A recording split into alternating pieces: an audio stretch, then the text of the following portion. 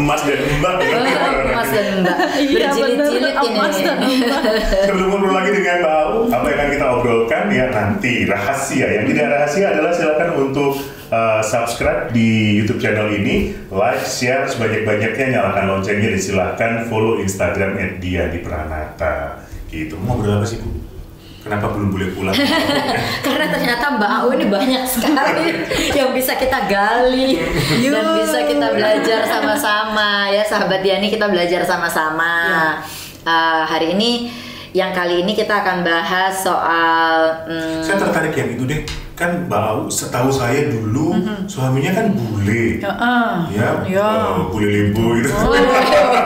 Terus dicek and recheck rame. Ya Allah, saya kan dicek zaman kapan? Sampai aku perlu matiin TV loh pada saat itu. Iya, saking ini banget ya. Kan? Nah, cerita ya dikit ya. Jadi cerita suaminya Mbak Au yang bule, terus lalu Mbak Au mengalami perceraian. Nah, itu cerita kita sharing, kita belajar dari kita dicek and recheck. Jadi kalau kita mau lihat dari proses belajar saya, mungkin nanti pemirsa bisa ambil hikmahnya. Bahwa ketika saya menikah, saya tidak ada persiapan. Persiapan katanya cinta itu cukup. Kan ternyata kan, tak cukup hanya cinta. Jadi kalau guru saya Sylvia Hartman mengatakan love without knowledge, ya, itu sama saja dengan insanity, vice versa. Jadi kita perlu belajar, perlu tahu dulu ilmunya, bahwa pada saat kita itu mau bersama-sama dengan orang yang dari keluarga berbeda, bagaimana keluarga mereka itu meraise up calon suami ini, itu saya itu bisa menyatu atau tidak. Nah, jadi pada saat itu saya ada kurangnya tuh di ilmu itu, ya. Saya pikir sudah cukup, kan gitu kan ya, kan gitu kan. Jadi ternyata kurang. Jadi akhirnya 5 tahun itu saya up and down, roller coaster, dan saya belajar banyak banget tentang itu. Termasuk raise up anak-anak gitu ya. Nah, jadi 2001 yang tadi saya katakan, kita punya interview, sebelum itu saya sakit, lalu saya bisa healing, saya mulai mengatur diet saya, kewarasan saya, groundingnya mulai ada, mulai saya membetulkan yang perlu dibetulkan. Tetapi kita semua juga sudah tahu ya Mbak, bahwa level kesadaran tiap-tiap orang itu kan juga butuh proses. Jadi mungkin pada saat itu proses saya belum genap, masih ganjil.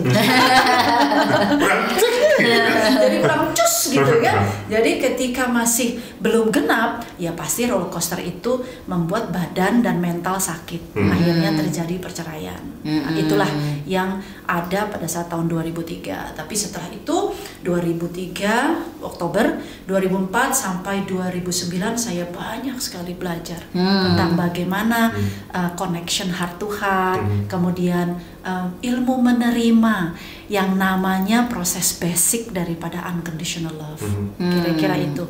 Juga tentang compassion, empathy, deep listening. Nah, jadi memang kalau dilihat seperti itu, kita memang perlu deh ya kayaknya nengok tuh ilmu itu gitu, sekedar untuk kita tuh punya basic gitu loh, bahwa kalau nanti terjadi suatu perbedaan dan argument, maka kita bisa ingat tuh ke tempat basic knowledge itu. Jadi kembali lagi, Diani juga pernah di podcast yang lalu ya, Daniel ya, mengatakan bahwa memang yang penting adalah masa-masa pacarannya dibenahi gitu. Jadi bukan setelah menikah baru, aduh kayaknya kok nggak siap begini begitu. Maka di kami di Katolik, kalau saya kebetulan tuh ada tuh Mbak kursus persiapan pernikahan. Nah sekarang Mbak Au juga melakukan itu ya, counseling atau apa tuh namanya? Jadi kalau saya pada saat sebelum menikah, seperti biasa karena memang tidak pernah menikah, belum pernah menikah, jadi saya di follow-kan untuk pergi dalam bentuk konsultasi. Tetapi saya karena memang kok sepertinya konsultasi ini kurang serk ya, kok kurang dalam ya, jadi hanya general survei saja. Ya sudahlah, itu yang kita terima kan gitu. Saya rasa konsultasi ini sifatnya memang mungkin seperti inilah, jadi saya terima. Dan karena pengalaman itu Mbak Diani, maka saya sebagai energis, sebagai coach, saya membangun gitu bahwa relationship sebelum menikah itu perlu buka secara transparan. Subconscious mind file daripada calon suami, calon istri, itulah yang saya berikan sebagai salah satu servisnya saya, yaitu pre-wedding. Nah, jadi dalam pre-wedding ini memang sangat-sangat krusial karena yang menikah itu adalah insan ini. Jadi kalau keduanya nggak tahu sejarahnya seperti apa, nggak kenal, maka tak sayang. Jadi saya kasih rambu-rambu. Ketika mereka itu bersama dengan saya, dengan Wisnu, kita punya kelas 3 hari.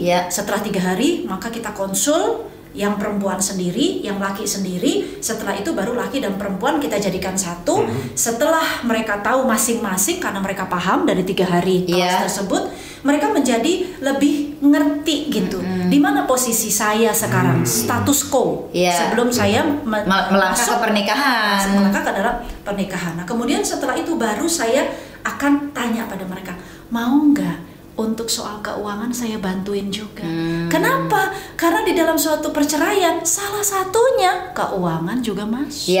Itu benar. Sebagai sebuah orang bercerai. Salah satunya. Betul. Yang di salah satu episode kita juga masalah keuangan. Jadi makanya saya kasih satu paket, tapi mereka boleh milih. Karena kadang-kadang ada yang pamali buka keuangan, ada yang kok saya keuangan kok buka sama orang lain. Padahal itu sangat bagus sekali kalau kita buka-bukaan finance supaya jadi tahu mana bagian suami yang mau dikasih ke istri. Jadi nanti istri tidak punya high expectation kepada suami. Kok mana uang habis daripada gaji cuma dikasih segini. Nah, jadi keterbukaan itu kan membuat tidak ada energy block antara istri dengan suami dengan istri. Dan juga Mbak Diani tadi kita sempat ngobrol bahwa pisah harta ini loh gimana? Betul ya? Diani itu termasuk pendukung, kan kita pernah ada episode itu. Saya pendukung perjanjian pisah harta. Kita hadirkan yang mengalami berarti apa yang dilakukan waktu itu agar sama-sama enak nih. Betul. Jadi tapi waktu itu justru ada dua kan? Yang pernikahan pertama. Pernikahan pertama juga. Oke. Karena gini loh Mbak, jadi ada 2 nih. Kalau misalnya Indonesia sama Indonesia, atau Indonesia, saya Indonesia, kemudian yang pasangannya adalah orang asing. Berarti 2 kan?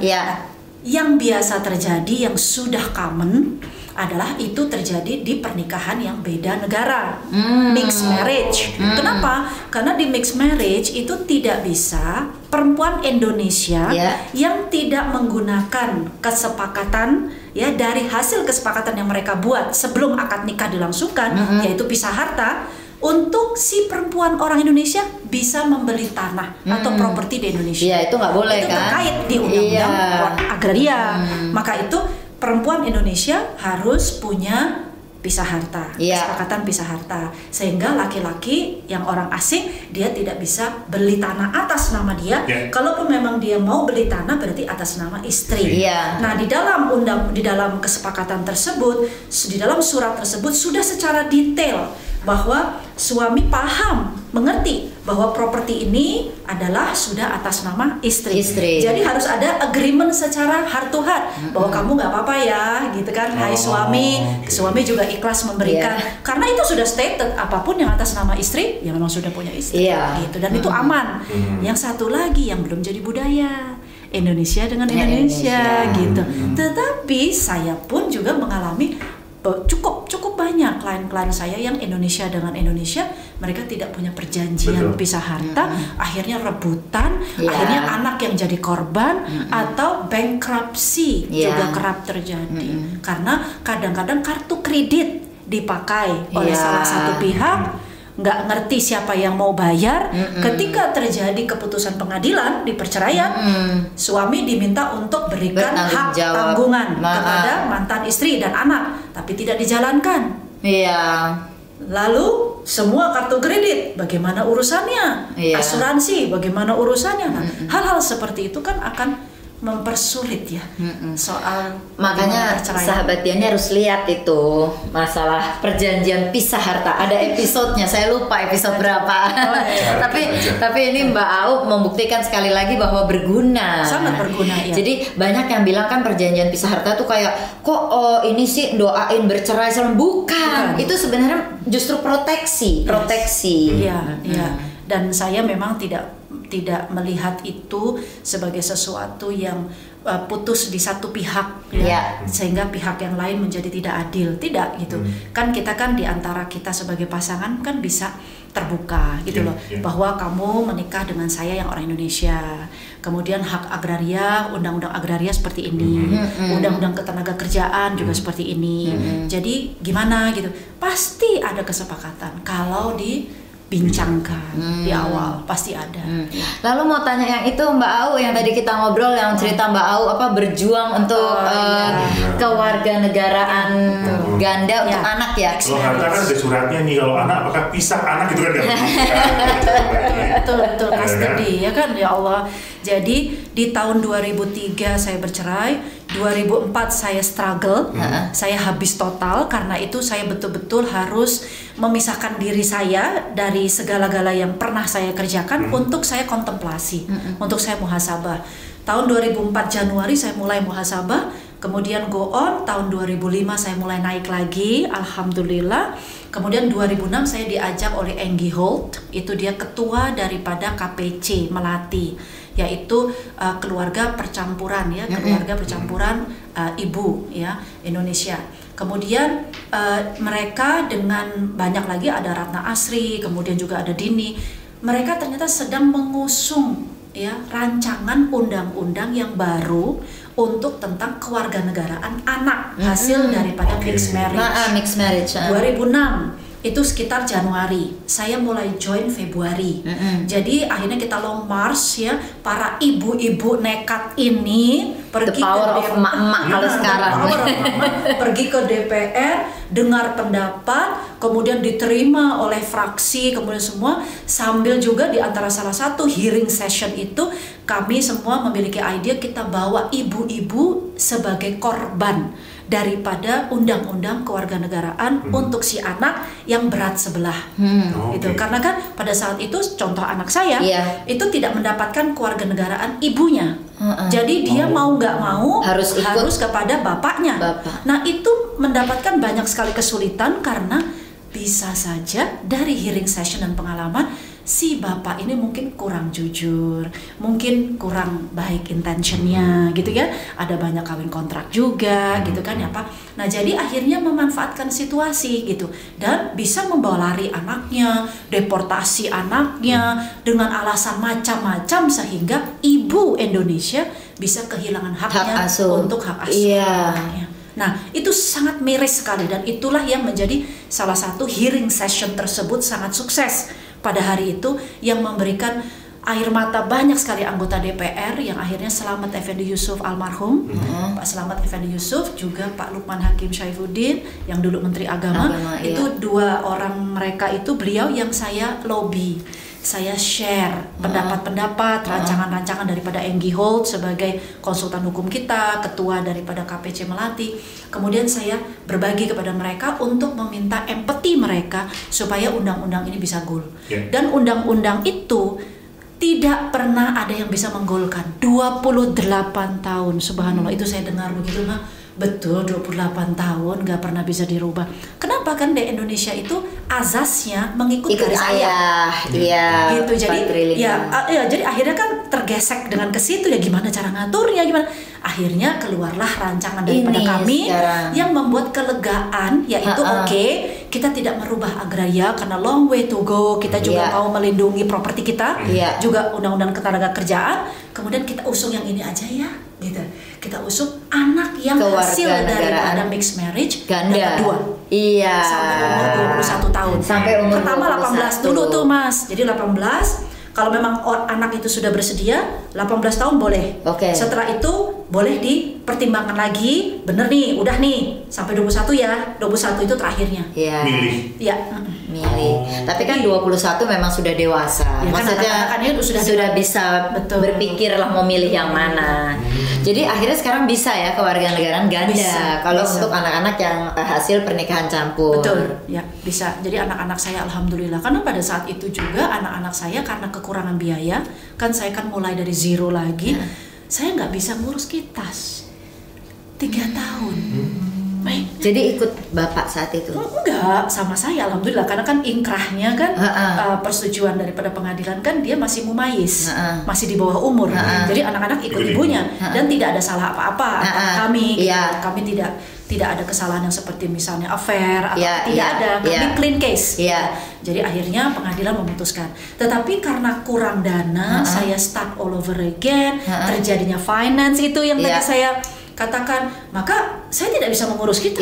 Lawang 2 anak kita seberapa Mas Daniel pada saat itu kan menjadi beban ya buat seorang ibu. And that is the case. That is the case pada saat itu. Hearing session itu kebanyakan mereka tidak punya kitas. Karena uangnya. 1 bayi berapa, nanti kalau dia punya 3 anak terus berapa. Nah, itu yang terjadi salah satunya. Jadi itu reasonnya kita kan harus berikan reason kan tentang itu, karena itu undang-undang keimigrasian pun juga ikut sangkut paut di sini. Jadi pada saat itu Pak Indra, kalau saya tidak salah kepala daripada imigrasi pun juga membantu kami gitu, dan kemudian melindungi anak-anak itu untuk tidak dideportasi karena kami sedang mengusung undang-undang baru. Subhanallah, itu luar biasa sekali. Wah, itu memang benar-benar merdeka banget. Iya, dan akhirnya bisa digolkan. Bisa dalam waktu dari Februari sampai bulan Juni saja. Oke, terakhir Mbak, sekarang memutuskan untuk menikah kembali dengan seseorang yang bukan warga negara Indonesia. Di balik semua keribetannya, kemudian dari yang tak cukup hanya cinta, gitu. Apa pelajaran yang bisa diambil dengan memilih seseorang yang bukan warga negara Indonesia? Kalau pelajaran adalah satu, kita memang perlu teliti bahwa cinta itu harus punya knowledge.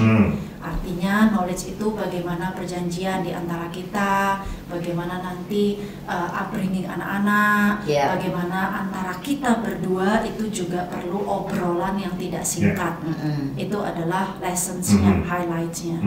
Kemudian highlights yang lain adalah tentang finance. Menurut saya finance itu sangat krusial karena banyak sekali perceraian, salah satu ya pemicunya itu juga finance. Jadi memang highlight itu yang perlu diketahui, dijajaki, kemudian dibuat menjadi suatu posisi yang sama-sama tenang, sama-sama damai dan terbuka. Itu adalah highlight dari saya. Tetapi kalau misalnya mungkin ini satu sharing dari saya yang mungkin tidak ada dalam pertanyaan adalah kenapa ya kok saya milih tracknya bukan Indonesia terus? Bukan Indonesia terus. Jadi vibrasinya ke aku nih. Jadi aku ada nanya nih. Ya jadi kenapa begitu? Kalau itu sih memang takdir, memang sudah ada di dalam Lauh Mahfuz, dan kemudian memang saya kenapa attract seperti itu gitu, karena memang saya itu adalah sejenis manusia yang memang kayak perlu seseorang yang memang sejenis saya gitu. Maksudnya saya itu kan orangnya terbuka gitu, ekspresif gitu, terus seneng ngobrol, seneng deep dive gitu ya. Jadi kok nariknya yang Western gitu loh. Ya udah, saya nggak mau menganalisa gitu ya. Ya udah sih gitu. Pokoknya tadi tambah knowledge-nya. Aja gitu. Oh ternyata jenis manusia yang kayak saya attract-nya begini ya wes kan gitu. Iya. Menarik ya. Ya biarkan yang attract datang, tapi itu tadi jangan cuma cinta deh. Udah. Insanity bener-bener. Kalau ngomong apa jangan cuma cinta deh, kan perlu duit juga gitu. Tadi kan dari tadi kan Mbak Au bilangnya finance gitu kan. Jadi ingat itu yang meme apa di sosmed bilang apa, untuk berumah tangga memang perlu cinta, tapi membangun rumah tangga perlu duit. Karena beli beras di pasar nggak pakai kata I love you katanya. Bang, beras dulu bang, I love you gitu. Saya bicara sama student saya gini, lah sekarang kalau misalnya kamu tidak manage keuangan kamu atau kamu tidak mau kaya, terus memangnya mau bangun tahfiz, mau bangun masjid pakai daun? Kan nggak bisa kan gitu. Iya gitu. Mbak yang ingin kenalan dengan Mbak Au, belajar banyak, kemudian ingin juga mendapatkan pelajaran dan bantuan dari Mbak Au, kemana kan sahabat-sahabat ini? Boleh, silakan. Terima kasih. Saya Sasanti Au Murad. Senang saya bisa berada di sini. Anda bisa menghubungi saya di au.murad pakai T belakangnya @gmail.com, atau di Facebook saya, tengok di sana Sasanti Au Murad, atau di IG saya s.aumurad atau Beyond Lights. Terima kasih, stay tune. Terima kasih Mbak. Terima kasih. Senang deh. Iya, kita juga senang banget. Semoga Anda juga senang sahabat-sahabat dia dengan obrolan kita. Banyak yang hal berguna yang bisa didapatkan. Silahkan saksikan episode lainnya untuk mendapatkan banyak sekali insight di podcast Dunia Diani. Jangan lupa share, like, dan juga subscribe. Serta silahkan follow Instagram Diani Pranata. Salam keluarga langgeng sejahtera. Bye.